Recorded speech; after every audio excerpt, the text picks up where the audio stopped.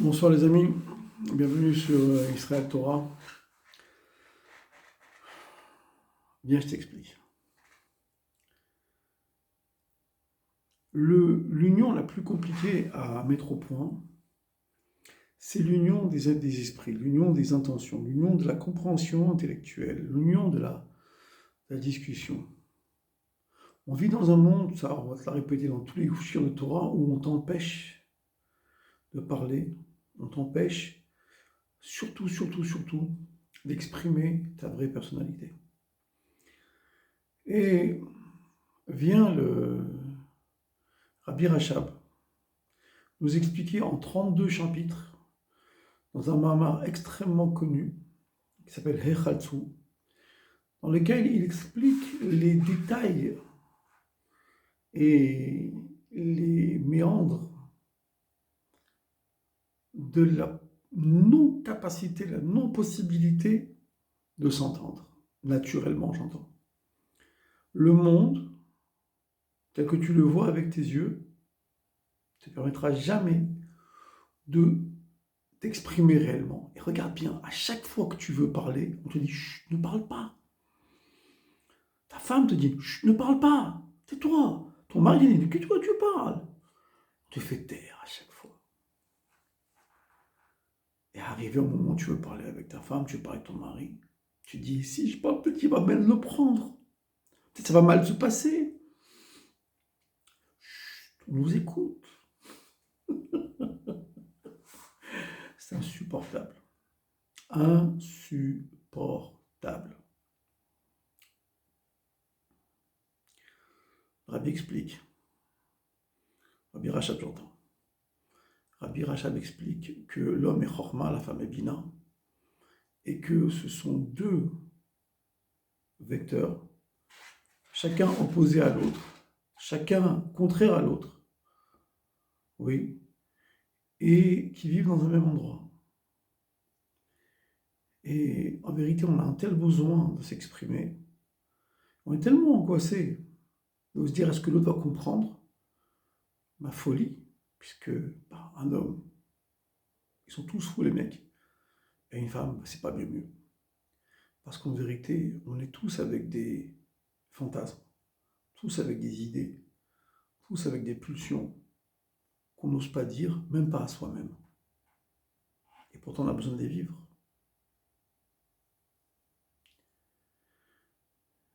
Et le plaisir, le plus grand plaisir, je crois qu'on puisse connaître, c'est justement pouvoir parler ensemble. Au bout de 30 prakim, ou 29 prakim, Rabbi Rachab fait une conclusion. Est-ce que tu as enfin compris que c'est impossible, sur les lois de la nature, que tu arrives à se sentir bien, à dire réellement ce que tu penses, sans avoir peur de ce que l'autre va penser? C'est impossible, premièrement. Deuxièmement, viens, je t'explique.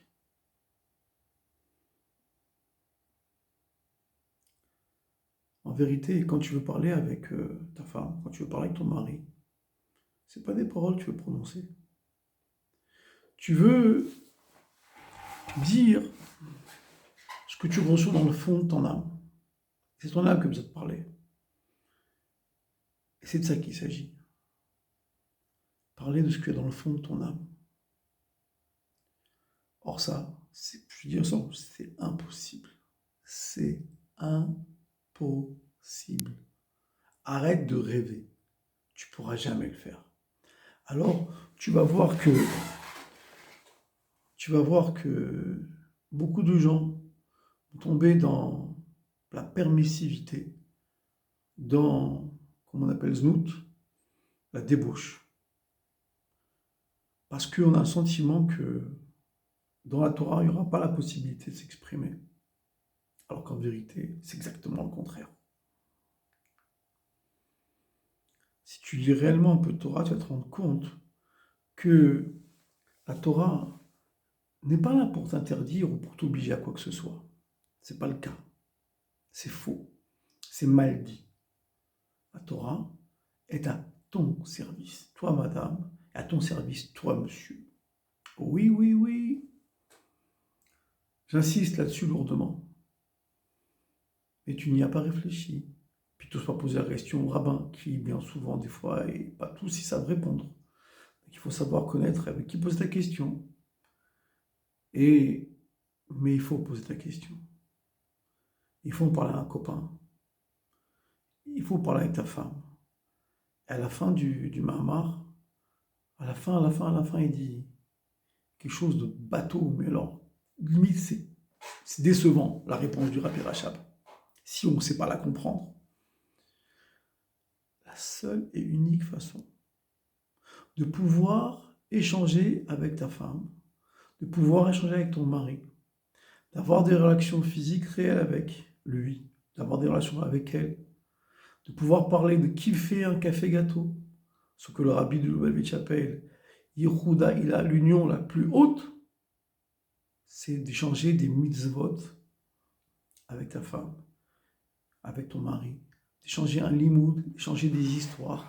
Pourquoi la Torah et les mitzvot, selon le Rabbi Rachab, a une telle puissance au point d'amener ceux qui n'arrivent pas à se comprendre à réussir à se comprendre et d'enlever de devant nous, comme on le voit dans l'histoire de la sortie d'Égypte, les montagnes elles dégagent, les serpents et les scorpions ils meurent, les ennemis ils osent plus, et on peut s'exprimer, on peut s'aimer pour de vrai, en exprimant l'essence de notre puissance.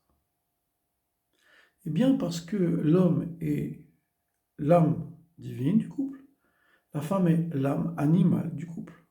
C'est pas un supérieur ou un inférieur, non, non. Parce que l'homme, il est aussi maladroit que deux pieds gauches boiteux sur terre. Mais la femme n'a pas accès au monde du divin. Même si je vexe quelques femmes, je vous demande pardon, mesdames, mais non, vous n'avez pas accès à la chorma. Vous savez quoi faire avec la chorma, mais vous n'y avez pas accès. Il y a des exceptions. Mais la mitzvah que Dieu y donne, la mitzvah vient de l'essence de Dieu. Et donc l'essence de la mitzvah peut comprendre l'essence de vos âmes à tous les deux. Et là, ça peut marcher.